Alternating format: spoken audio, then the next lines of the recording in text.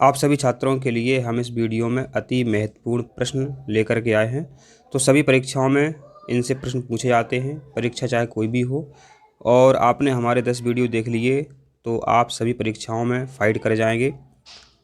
तो चलो शुरू करते हैं। आपका जो पहला क्वेश्चन है, इंडिया विंस फ्रीडम शीर्षक पुस्तक के लेखक हैं। पुस्तक का नाम क्या है? पहले पुस्तक का नाम आपको अच्छे से याद हो जाना चाहिए। क्या पुस्तक का नाम है? India wins freedom. तो इंडिया विंस फ्रीडम पुस्तक के लेखक का नाम है मौलाना अबुल कलाम आज़ाद। इनका पूरा नाम था मौलाना अबुल कलाम आज़ाद और ये भारत के पहले शिक्षा मंत्री थे। ये भी परीक्षा में प्रश्न बन जाता है, ध्यान रखें। तो इनसे दो ही प्रश्न बनते हैं मौलाना अबुल कलाम आज़ाद से। एक तो ये पहले शिक्षा मंत्री थे और इंडिया विंस फ्रीडम इन्होंने पुस्तक लिखी थी। अगला जो प्रश्न है आपका, होम रूल आंदोलन किसने प्रारंभ किया? समझना पूरी बात। तो होम रूल आंदोलन जो है एनी बेसेंट ने प्रारंभ किया था। कब किया था? 1906 में। और इसके अलावा एक प्रश्न और बनेगा यहाँ से कि इनके अलावा होम रूल आंदोलन किसने चलाया था? तो वो चलाया था बाल गंगाधर तिलक ने। तो आपने क्या समझा? यहाँ दो बातें समझी आपने कि जो होम रूल आंदोलन है किसने चलाया। एक चलाया आपकी एनी बेसेंट ने और चलाया बाल गंगाधर तिलक ने। बस दो ही प्रश्न यहाँ से बनते हैं। अगला जो प्रश्न है, फीफा विश्व कप फुटबॉल की विजेता टीम किस देश की है? फीफा जो विश्व कप है जो फुटबॉल से संबंधित होता है, तो इसका जो सही उत्तर है आपका अर्जेंटीना, इसका सही उत्तर है। फिर हम अगला क्वेश्चन देखते हैं, वैदिक काल में जीवन भर अविवाहित रहने वाली लड़कियों को क्या कहा जाता था? तो इसका आपका सही उत्तर है अमाजू।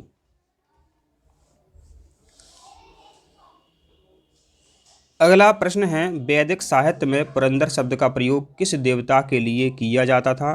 तो वैदिक साहित्य में पुरंदर शब्द का प्रयोग इंद्र देवता के लिए किया जाता था। अगला प्रश्न है, काबुली बाग मस्जिद का निर्माण पानीपत में किस मुगल शासक ने करवाया था? तो ये बाबर ने करवाया था। माने जो बाबर था, मुगल वंश का जो संस्थापक है बाबर, और जो बाबर की बहन थी, बहन नहीं बाबर की पुत्री थी गुलबदन बेगम, ये भी परीक्षा में प्रश्न बनता है। तो बाबर ने काबुली बाग मस्जिद का निर्माण कराया था पानीपत के युद्ध में। पानीपत का जो पहला युद्ध हुआ था वो 1526 में हुआ था, ये भी पूछ लेते हैं, तो ध्यान रखें आप।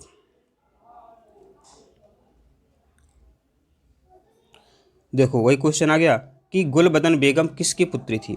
तो गुलबदन बेगम बाबर की पुत्री थी, ये भी ध्यान रखना। इसके अलावा तो बाबर की तो बच्चों ये पुत्री हो गई, लेकिन ये बहन किसकी थी? ये बहन तो जो गुलबदन बेगम है ये हुमायूं की बहन थी। ध्यान रखना, दो तरह से प्रश्न बनेगा आपका कि गुलबदन किसकी लड़की थी? तो ये बाबर की लड़की थी, लेकिन किसकी बहन थी? तो हुमायूं की बहन थी। अब आप सोच रहे होंगे हुमायूं किसका पुत्र था? तो हुमायूं बाबर का बेटा था। बाबर के एक लड़की हुई आपकी गुलबदन बेगम और एक लड़का हो गया हुमायूं। और हुमायूं, एक प्रश्न और बनेगा यहाँ पर कि हुमायूं नामा रचना जो है किसने लिखी? तो हुमायूं नामा रचना जो है इसकी बहन गुलबदन बेगम ने लिखी है। तो ये प्रश्न यहाँ से बनते हैं। अगला प्रश्न है, स्वामी दयानंद सरस्वती के गुरु कौन थे? तो इसका सही उत्तर है स्वामी बिरजानंद। स्वामी दयानंद सरस्वती के गुरु थे। यहाँ से प्रश्न और क्या बनेंगे, रामकृष्ण परमहंस किसके गुरु थे? तो स्वामी विवेकानंद के गुरु थे, ये भी प्रश्न बनता है।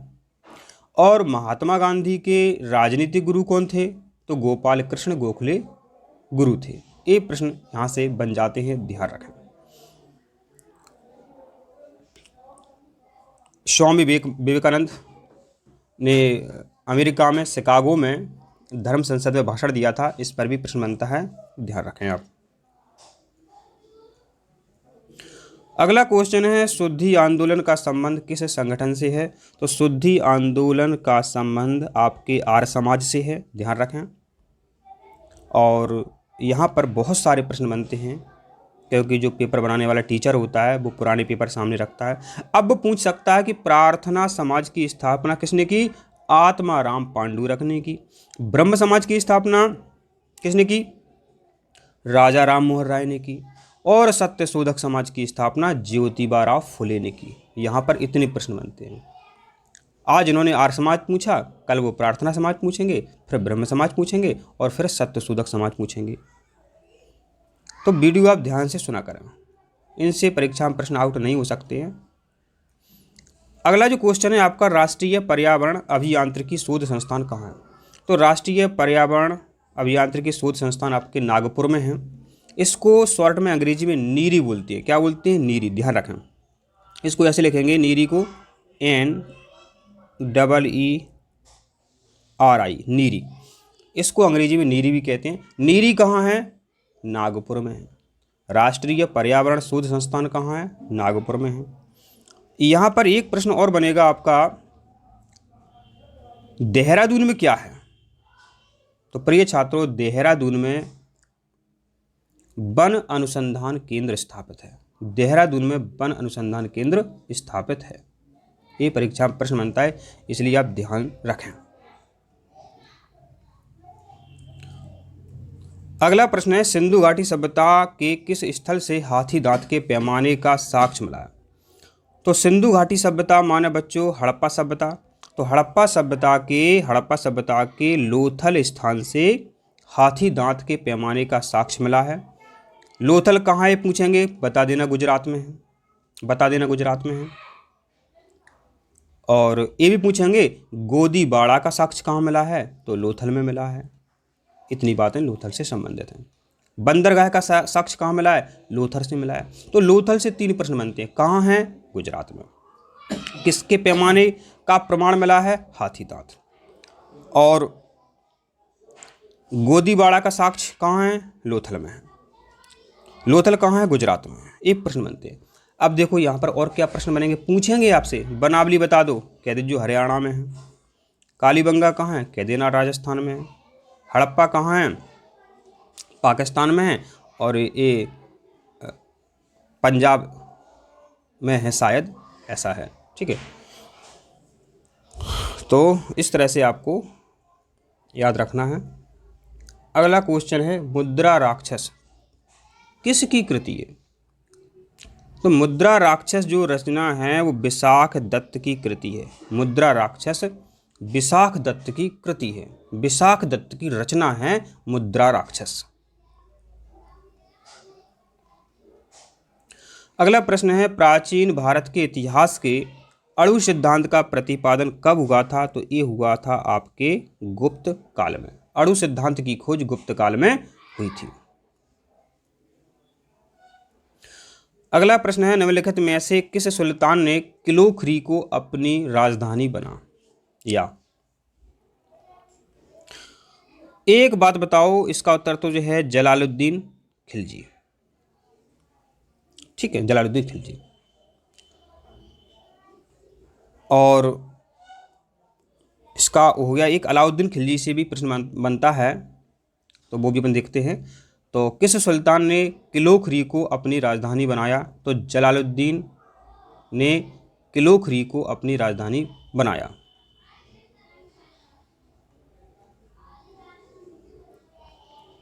ये आ गया।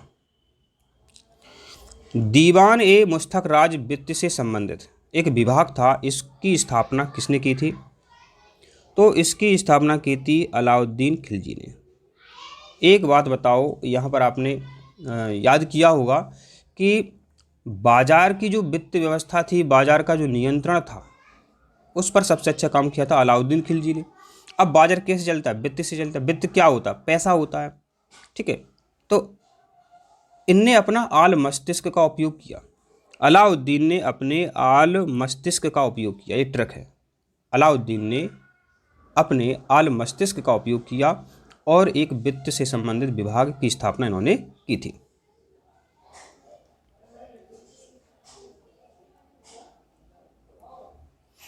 अगला प्रश्न है, भारत में डच ईस्ट इंडिया कंपनी की स्थापना कब हुई थी? तो यह डच पूछा है, ब्रिटिश नहीं पूछा है। तो डच ईस्ट इंडिया कंपनी की स्थापना 1602 में हुई थी। अगला प्रश्न है भारतीय राष्ट्रीय कांग्रेस की स्थापना कब हुई थी? तो भारतीय राष्ट्रीय कांग्रेस की स्थापना 1885 में हुई थी, बंबई में। कहाँ पर हुई थी? तो उस विद्यालय का नाम था या उस कॉलेज का नाम था गोकुल तेजपाल संस्कृत महाविद्यालय। कहाँ हुई थी? बंबई में हुई थी। अब पूछा जाएगा यहाँ से कि इसके पहले अध्यक्ष कौन थे? तो इसके पहले अध्यक्ष थे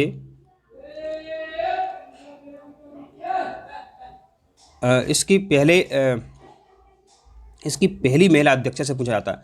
इसकी पहली महिला अध्यक्ष थी एनी बेसेंट और अपनी भारतीय महिला अध्यक्ष थी इंदिरा गांधी। और इसकी स्थापना किसने की थी? ये भी प्रश्न बनेगा, इंपॉर्टेंट है। तो कितने प्रश्न बनेंगे?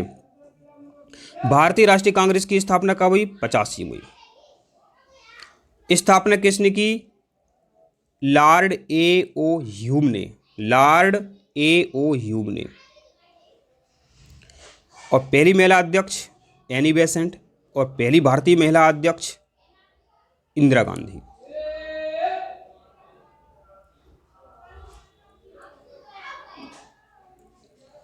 भारत छोड़ो आंदोलन कब शुरू हुआ था? तो भारत छोड़ो आंदोलन आपका 1942 में शुरू हुआ था। कब हुआ था? 1942 में महात्मा गांधी ने इसको चलाया था।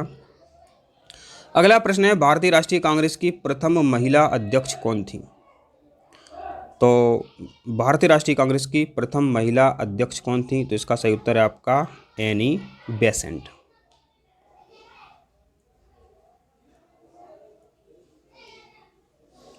अगला प्रश्न है सुभाष चंद्र बोस ने अंडमान निकोबार द्वीप पर अधिकार के बाद अंडमान निकोबार द्वीप का नाम बदलकर क्या रख दिया था? तो इन्होंने इस द्वीप का नाम बदलकर रख दिया था शहीद स्वराज द्वीप। शहीद स्वराज द्वीप।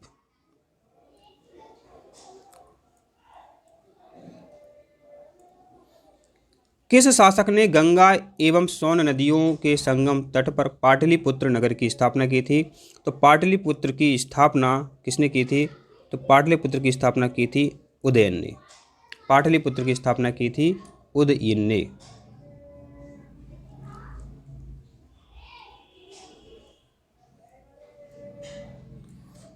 अगला प्रश्न है श्रीनगर की स्थापना किस शासक ने की? तो श्रीनगर की स्थापना अशोक ने की थी। आपको पता है अशोक की पत्नी का नाम श्रीदेवी था। ये विदिशा के एक सेठ की पुत्री थी। तो श्रीदेवी के नाम पर ही इन्होंने श्रीनगर की स्थापना की थी। किसने? अशोक ने। अशोक का नाम शिलालेख में प्रियदर्शी भी मिलता है। सातवाहन वंश का संस्थापक कौन था? सातवाहन जो वंश था इसका संस्थापक कौन था? शिमुख था। सातवाहन वंश का संस्थापक शिमुख था। सातवाहन शिमुख। दिल्ली सल्तनत की स्थापना कब हुई थी? तो दिल्ली सल्तनत की स्थापना 1206 में हुई थी। दिल्ली सल्तनत की स्थापना 1206 में हुई थी। सैयद वंश की स्थापना किसने की? सैयद वंश की स्थापना किसने की? सैयद वंश की स्थापना सैयद वंश की स्थापना की थी खिज्र खान ने। सैयद वंश की स्थापना खिज्र खान ने की थी। मुगल वंश की स्थापना बाबर ने की थी।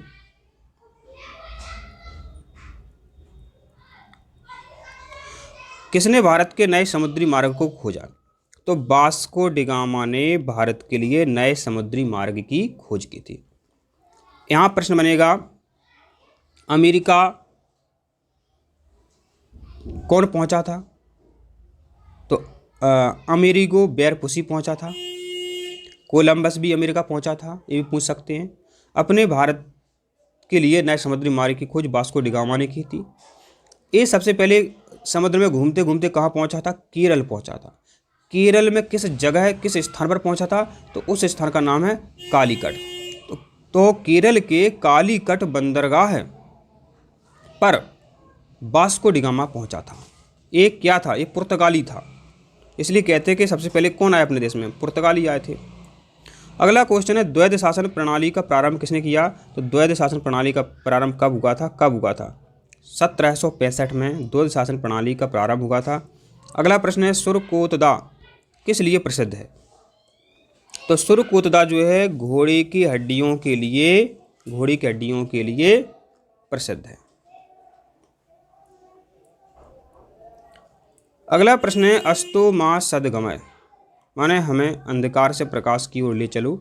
तो अस्तो मा सद्गमय ऋग्वेद से लिया गया है और ऋग्वेद में नदी सूक्त का भी वर्णन है। सबसे पहला वेद कौन सा है? ऋग्वेद है। ऋग्वेद से इतने ही प्रश्न बनते हैं। सबसे पहला वेद ऋग्वेद। और अस्तो मा सद्गमय कहाँ से लिया गया है? ऋग्वेद से लिया गया।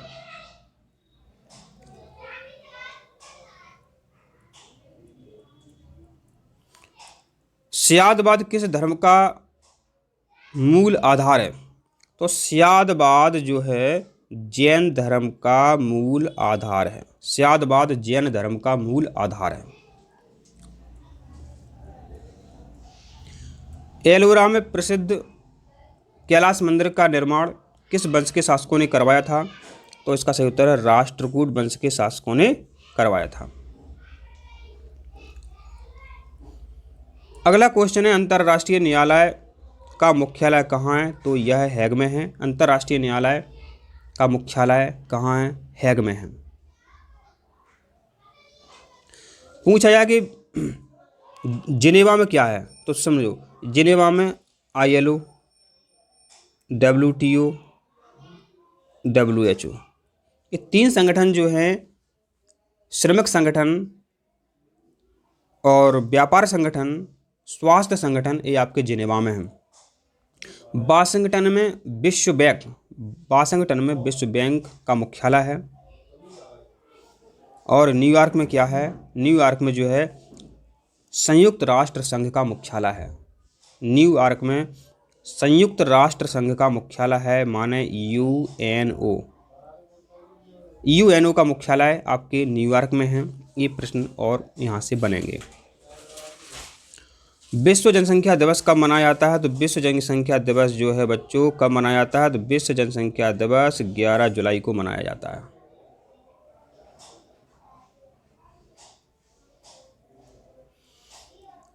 धन विधेयक को राज्यसभा अपने पास कितने दिनों के लिए रोक सकती है? तो यह सिर्फ 14 दिनों के लिए रोक सकती है बस, और कुछ नहीं कर सकती है।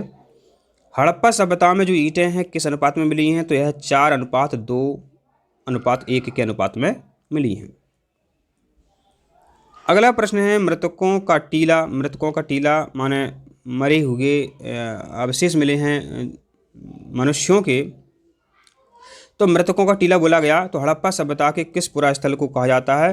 तो जो मृतकों का टीला है इसे मोहनजोदड़ो को बोला जाता है।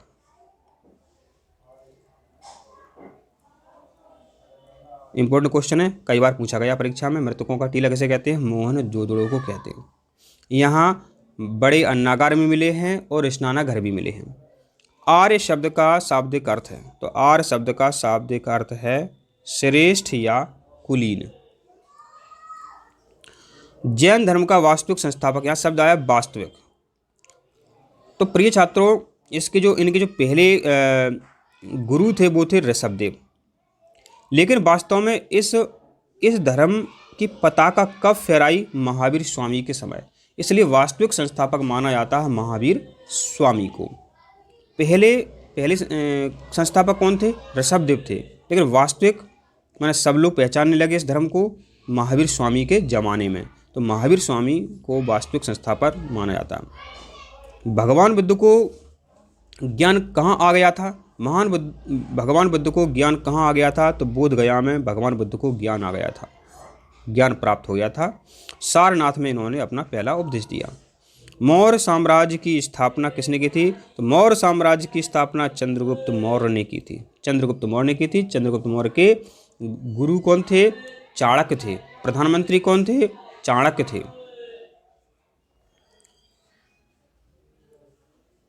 और चंद्रगुप्त के पुत्र का नाम बताओ? तो बिंदुसार। और बिंदुसार के पुत्र का नाम था अशोक। कनिष्क द्वारा शक संवत की शुरुआत कब हुई थी? तो कनिष्क द्वारा शक संवत की शुरुआत 78 ईस्वी में हुई थी। तो कनिष्क द्वारा एक पूछा जाएगा परीक्षा में कि कनिष्क जो है किस वंश का राजा था। तो कुषाण वंश का राजा था कनिष्क। कनिष्क कुषाण वंश का राजा था और कनिष्क ने 78 ईस्वी में शक संवत की शुरुआत की थी। सर्वाधिक सोने के सिक्के कब चलाए गए थे? तो सर्वाधिक सोने के सिक्के जो है गुप्त काल में चलाए गए थे। शीशे के सिक्के पूछा जाए तो सातवाहन काल में चलाए गए थे। ध्यान देना, सोने के सिक्के गुप्त काल में और शीशे के सिक्के सातवाहन काल में चलाए गए थे। अगला प्रश्न है, यूरोपीय भाषा में अनुवादित प्रथम भारतीय ग्रंथ कौन सा है? यूरोपीय भाषा में अनुवादित प्रथम भारतीय ग्रंथ है अपना अभिज्ञान शाकुंतलम। अभिज्ञान शाकुंतलम।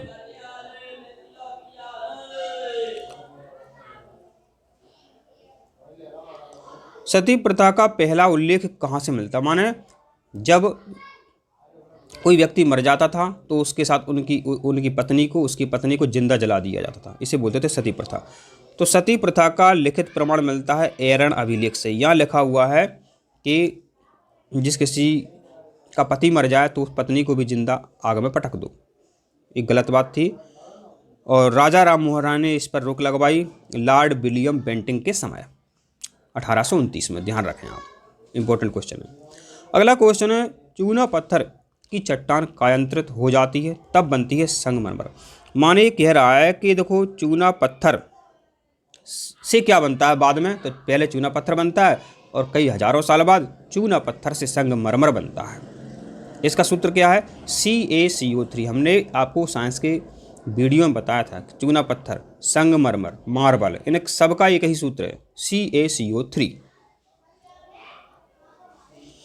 विश्व के सबसे बड़े मीठे पानी की झील है? तो मीठे पानी की सबसे बड़ी झील है, झील को कहते हैं लेक। तो विश्व के सबसे बड़े मीठे पानी की झील है लेक सुपीरियर झील। अपने भारत की बात करें तो बूलर झील इंपॉर्टेंट है। भारत की बात करें तो बूलर झील उत्तर है। विश्व की बात करें तो लेक सुपीरियर है। अब प्रश्न है, भारत और श्रीलंका के बीच कौन सी खाड़ी है? चलो मन में उत्तर सोचो इसका। भारत और श्रीलंका के बीच मन्नार खाड़ी है। अपने मन में सोचा और उत्तर आपके आ गया। बम्बई हाई क्या है? तो जो बम्बई हाई है, बम्बई हाई से क्या है? पेट्रोलियम तेल निकाला जाता है, इसलिए ये तेल क्षेत्र है। बम्बई हाई एक से पेट्रोलियम निकाला जाता है, पेट्रोल निकाली जाती है, इसलिए इसे तेल क्षेत्र बोलते हैं। जमशेदपुर कहाँ है? झारखंड में। तो जो जमशेदपुर है, जमशेदपुर जो है स्वर्ण रेखा एवं खरकई नदी के मध्य है। जमशेदपुर स्वर्ण रेखा एवं खरकई नदी के किनारे स्थित है। भाखड़ा नागल बांध सतलज नदी के ऊपर बनाया गया है। भाखड़ा नागल बांध सतलज नदी के ऊपर बनाया गया है। भारत की कुल जनसंख्या में बिहार की जनसंख्या का हिस्सा है 8.58%। इंपॉर्टेंट नहीं है, कोई आवश्यकता नहीं है। भारत के किस राज्य में सर्वाधिक जनसंख्या घनत्व पाया जाता है? तो ये बहुत इंपॉर्टेंट क्वेश्चन है, वेरी इंपॉर्टेंट है। यहाँ लड़के इस प्रश्न का उत्तर गलत कर देते हैं। तो भारत में सबसे अधिक जनसंख्या घनत्व जो है बिहार में पाया जाता है। कहाँ पाया जाता है? बिहार में। जनसंख्या घनत्व की बात हो रही है, लेकिन सिर्फ ये लिख करके आ जाए सबसे अधिक जनसंख्या कहाँ पाई जाती है, तो इसका उत्तर आपका होगा फिर उत्तर प्रदेश। सबसे कम जनसंख्या सिक्किम, सबसे कम जनसंख्या सिक्किम, सबसे अधिक उत्तर प्रदेश। अगला प्रश्न है, सैंधव निवासियों का प्रिय पशु कौन था? आप यहाँ उत्तर लगा देंगे कुत्ता, जो कि गलत है। तो सिंधु सभ्यता के लोग सांड पालते थे। क्या पालते थे? सांड। और प्रिय पशु था, इसकी पूजा भी करते थे। ठीक है, लेकिन ऐसा प्रश्न आ जाए कि पूरे विश्व में किस जानवर को पालना सबसे पहले शुरू किया, सबसे पहले, तब आपका उत्तर कुत्ता होगा। ठीक है, लेकिन सिंधु घाटी सभ्यता के जो लोग थे सांड को बड़े अच्छे तरीके से पालते थे, इसलिए वो प्रिय पशु है सिंधु घाटी सभ्यता के लोगों का। नदी सूक्त किस वेद में है? तो नदी सूक्त आपके ऋग्वेद में है। हम इस पर पहले ही चर्चा कर चुके हैं। पहला वेद है अपना। महात्मा गौतम बुद्ध ने अपना जो ज्ञान का सार था, ज्ञान का जो सार था, तो पहला उपदेश इन्होंने कहाँ दिया था? तो अभी हमने भूल गए, ज्ञान का सार कहाँ दिया था? बता दो उत्तर। अरे बता दिया आपने, सारनाथ में। और ज्ञान कहाँ आ गया था? बोधगया में आ गया था। इतनी सरल ट्रिक से हम आपको उत्तर बताते हैं। ज्ञान आ गया था बोधगया में, ज्ञान का सार दिया था सारनाथ में, तो अपना उपदेश कहाँ दिया? सारनाथ में दिया। इस तरह से आपको ट्रिक्स वगैरह बताते हैं।